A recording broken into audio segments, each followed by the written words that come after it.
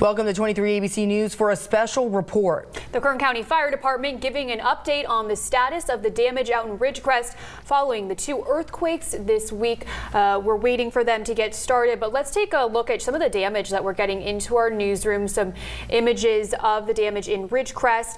One of the hardest hit areas, Tron, which is about 11 miles from Ridgecrest. Yes, and we're looking at that bird's eye view right now of some of that damage. Tron was one of the hardest hit areas, just like you mentioned. You can see some of the cracks in the road right now that were from those initial quakes, and some obviously from that 7.1 magnitude earthquake. Yeah, Tori, and you were there yesterday, and you saw, you can see that video of people ducking under the table as that 7.1 earthquake struck on Friday evening. Tori, you were there yesterday. You were on the ground seeing firsthand how people were responding. Our crew is there right now. We had a reporter in Trona.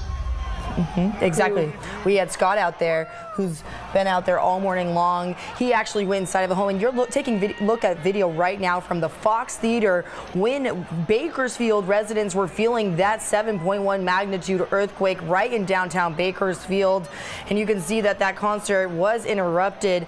We were being told that this video obviously went pretty viral on the internet, but as we were talking earlier, many of the hardest hit areas are in Trona. Many liquor stores and other, stores within the area have been doing their best to, pick up after what they can, but they also know that some of these aftershocks may be down the line, Emma. So some of the store owners have been telling us, we're just going to wait till we can ride this out before we start cleaning up, because this is obviously could be pretty consistent. I mean, while we were up there, we felt those aftershocks, and you never know when one's about to come. Yeah, the USGS saying that there have been more than 3,000 aftershocks since that initial 4th of July quake, so that's pretty extraordinary.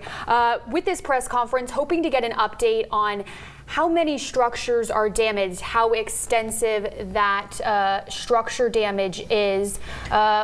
We are about to take that press conference live. It's about to get underway. Let's listen in. Good morning, everyone.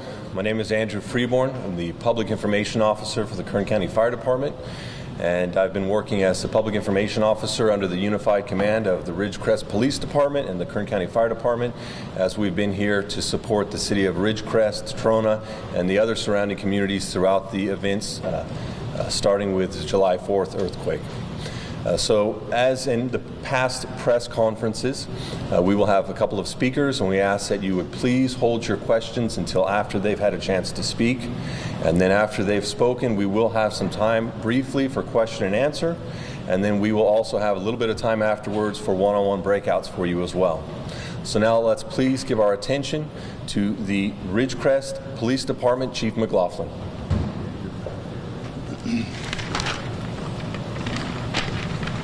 Good morning. Thank all of you for either driving up this morning or staying with us for the past few days through these trying times. So,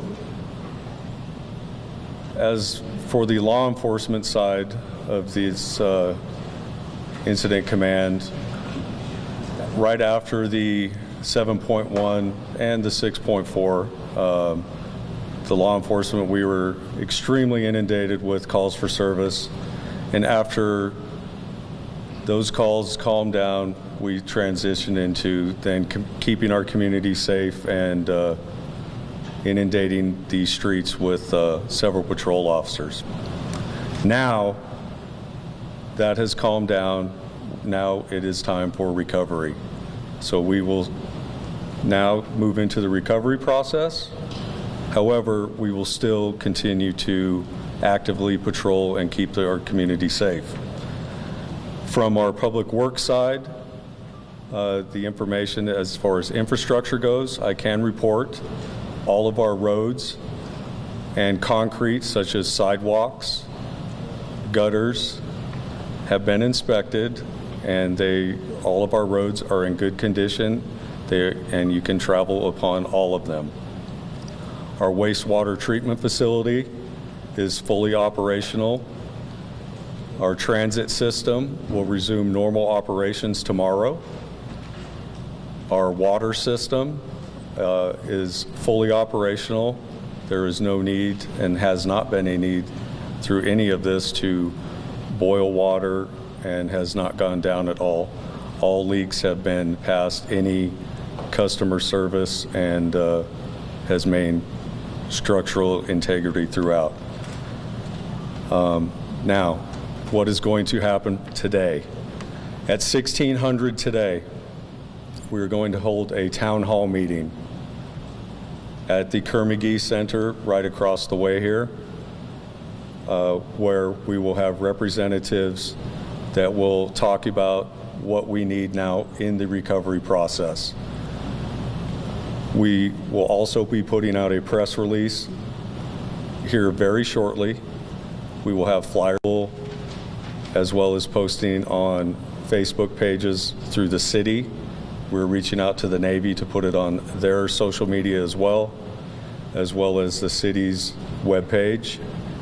It will contain a email address, which will be quakedamage@ridgecrest-ca.gov, where we will be requesting people to email information regarding the damage to their property.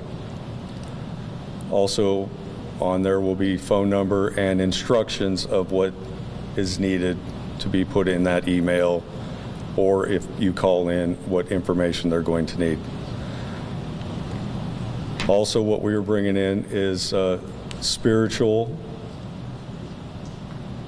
professional people to help anyone in need in the recovery process.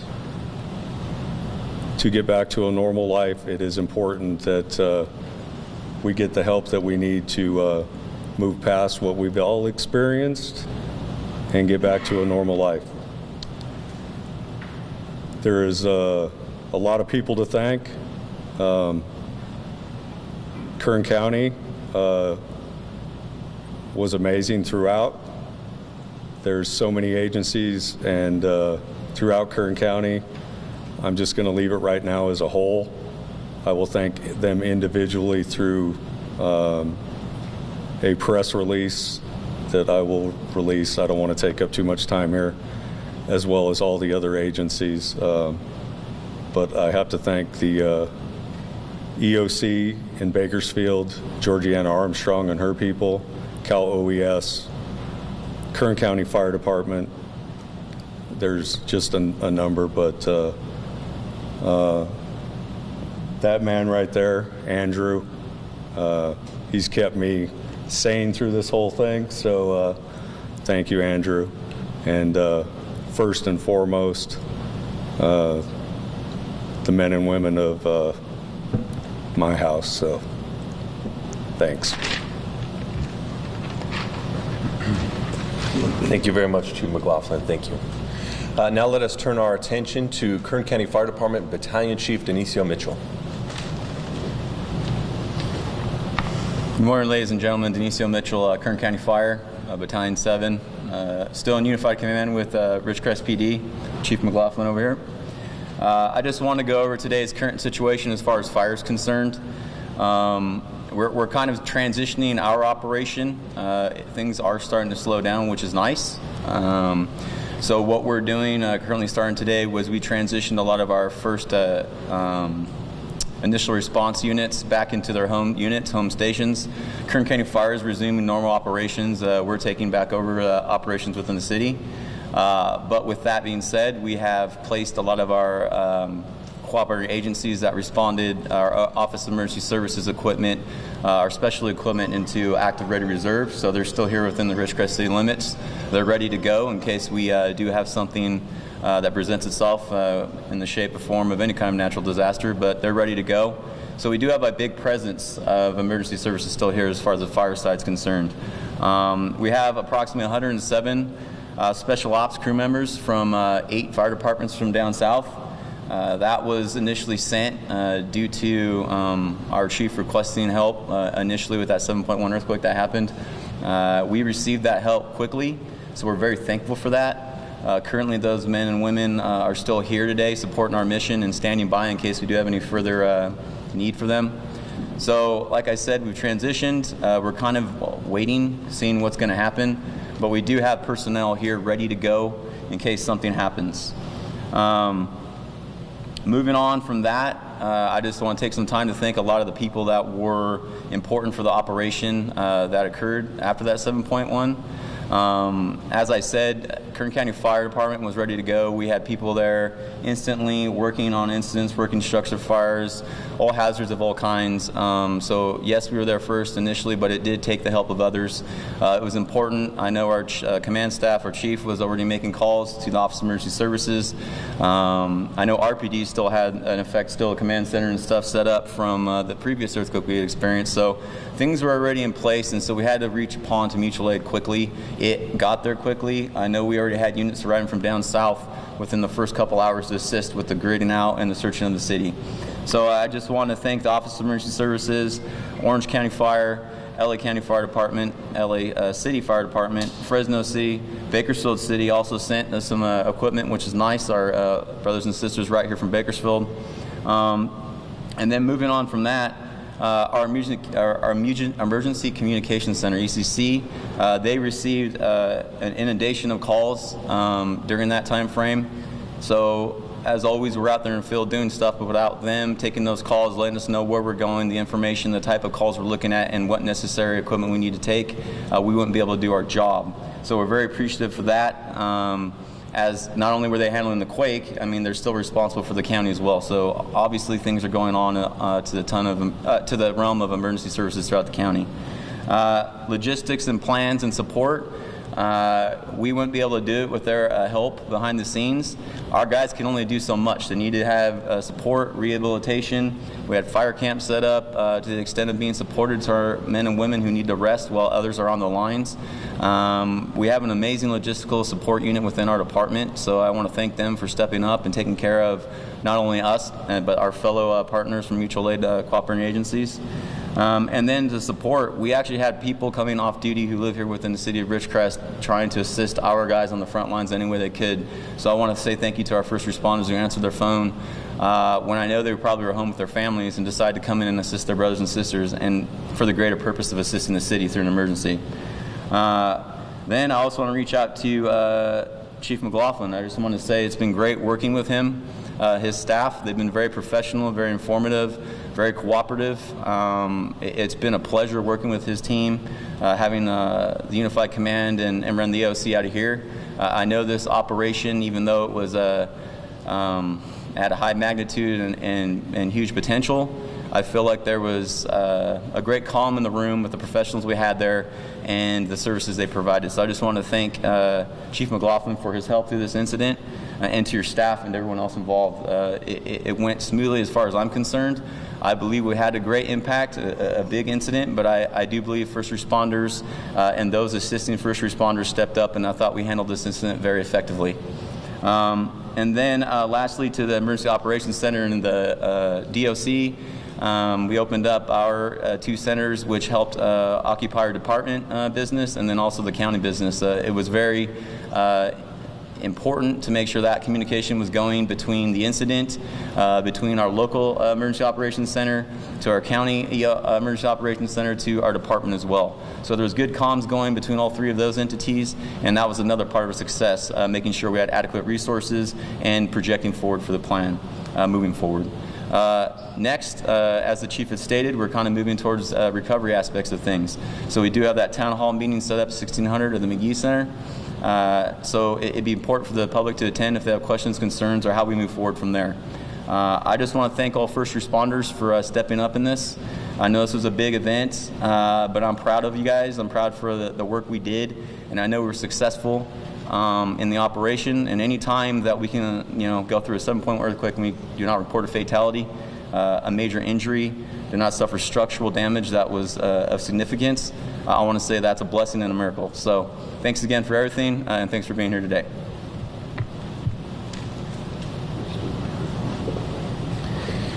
Thank you, Chief Mitchell.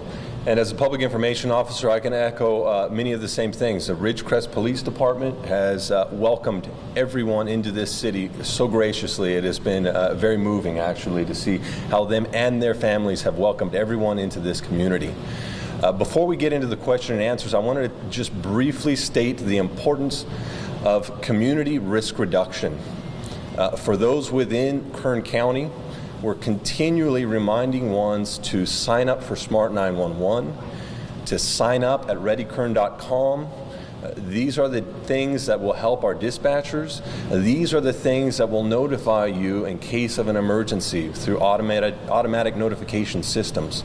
So for those within Kern County, take advantage of those programs that are available to you. To everyone watching outside of Kern County, do not miss the opportunity to plan for a disaster. Turn to your local law, turn to your local fire department. Look to them for advice. What can I do to prepare my family at home? What can I do to prepare if I'm in a car and an emergency happens? What am I supposed to do with my animals? These are all things that we can be taking advantage of before an emergency happens. We can prepare ourselves so that when something does happen, we have that non-perishable food. We have contacts outside of the community that we can check in with so that people aren't looking for someone that's missing that is not in fact missing. Do these things now. Take advantage of this time before there is a disaster that might affect you or your family. So thank you for your time. We will now have a little bit of an opportunity for a question and answer for those who have spoken already. Let's go ahead and start with you.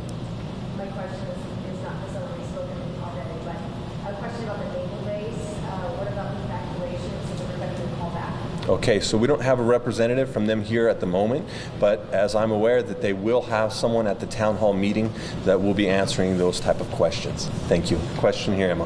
The hospital, we heard yesterday that it was flooded.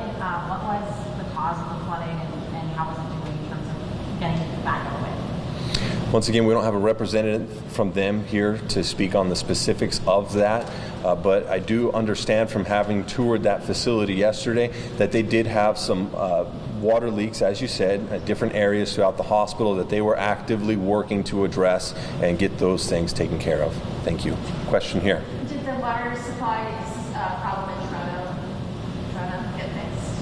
Do they have running water now? That's a good question. So Trona, as the question was posed, what is the situation with the water system in Trona? So we don't have a representative here from Trona to speak on that. So I can't say if the water system has been reestablished or not, but other things have been put into place throughout the incident to ensure that if those systems were unavailable, that they would still have water that was drinkable, bottled water. So other things have been done to help that community there. Next question. Okay. One more. Can you give us a little summary to date of the major damage, particularly the city facilities? I know you had a group this morning that was working on damage assessment and looking at the schools. Is it pretty much just, cracks and missing plaster? Have you discovered any significant damage on major buildings within the city? Okay, so the question that was posed is what has the result been from the assessments throughout the community in regards to the damage of the infrastructure and the buildings? Chief McLaughlin, I'm sure would like to speak on that. Yeah, good question. They're currently out there right now doing that. So I don't have any reports back yet from those inspections. They're, like I said, they're currently right now at the schools, at the college. They've inspected, obviously, these buildings because that's why we're in here. So at least I hope they have. So no, we're good here. I know that this building, for instance, down at the end of the hall here, just some minor ceiling stuff. Structurally, I think we're okay here. So as soon as hopefully at 4 o'clock, we should have a better understanding of what they've found at some of those other locations. I think with the location or the way the quake transversed through the fault line, I think that up on the hill received a little more damage than we did down here, so it'll be interesting to see what that happened up there. Thank you. Could someone talk a little bit about the counseling things there, the medical aspect of this, because having spoken to a lot of people in the community, there's a lot of anxiety about what's coming, and I wonder if someone can talk about the medical resources or services that are there for. So at the town hall meeting this afternoon, there will be a wide variety of services. And pardon me, the question that was posed is what is being done for not just the physical but emotional side of helping people to recover. So at the town hall meeting this afternoon, there will be agencies, federal, local, state, all types of agencies to help people on that recovery process, as you have mentioned. Not just physically, not just how can they get their home structurally or cosmetically repaired, but what can they do from the emotional standpoint to start getting past that fear and anxiety that has been created from the earthquake. After the press conference, we will be releasing a press statement, which will include more details about the town hall meeting. It will include also some of those agencies that will be available to help to support the community. So now that will end the press conference for today.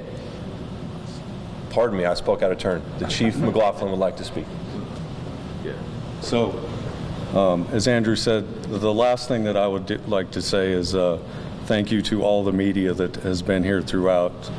You guys have provided not only the community but the world information as what has been going on here, and you have been a huge asset to our community getting that information out. So we appreciate everything that you guys have done for us as well. So thank you. Thanks. Okay, so that will conclude the press conference there. And these different individuals will be available for your one-on-ones. Thank you. Thank you for your time. So that was the press conference right out of, Ridgecrest, where they're bringing that update on the very latest of what's been happening. They're really stressing the preparedness and the issues surrounding that, really mentioning the importance of Ready Kern and, Safe 911 to really make sure that you can have assistance in time of need. Yeah, I think the biggest takeaway from that press conference is that today at 4 p.m. at the Kerr-McGee Community Center, that's the Red Cross Evacuation Center on California Avenue, they're going to be holding a town hall, and representatives are going to be talking about those recovery aspects. They really said they're now in recovery mode, and they're going to have spiritual people there for people in the community as a healing aspect.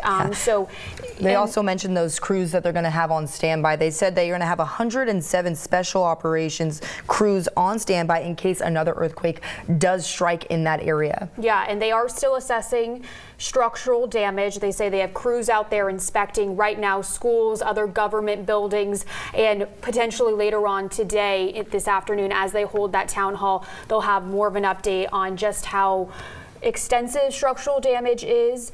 So yeah. And then they're also, we want to bring this update to you too. All roads, gutters, and sidewalks have been inspected and they are operational. They're also going to be reassimilating the transit system. We'll be back up and running tomorrow. So that is something that you can take away right now. So you will have transportation in that area as well. And another key issue that a lot of people were wondering about is the issue of Trona. That was another small town that was hit very hard. One of the questions that was posed was, what does the water situation look like there? Our 23 ABC's Scott Sheehan was out on the scene this morning at the middle school that is offering some water for you if you do want to stop by there. It's going on until 8 p.m. so you can do that if you do have time. It's at Murray Middle School. That's what we're being told, until 8 p.m. It's one case per vehicle. And here in Bakersfield, people were prepping for stuff to happen here as well. Many of the stores running out of those emergency supplies as well. So this is obviously a crucial time, and just to be prepared. Yeah, and we have complete coverage with the latest information from authorities, as well as pictures, videos, and live feeds from the scene. Head to our website, turnto23.com, download our free mobile and tablet app, and sign up for our push alerts for the latest information. You can also watch coverage on all platforms, Roku, Amazon Alexa, Apple TV. We will bring you the very latest information throughout the day as we learn more. Thank you for joining us for the special report.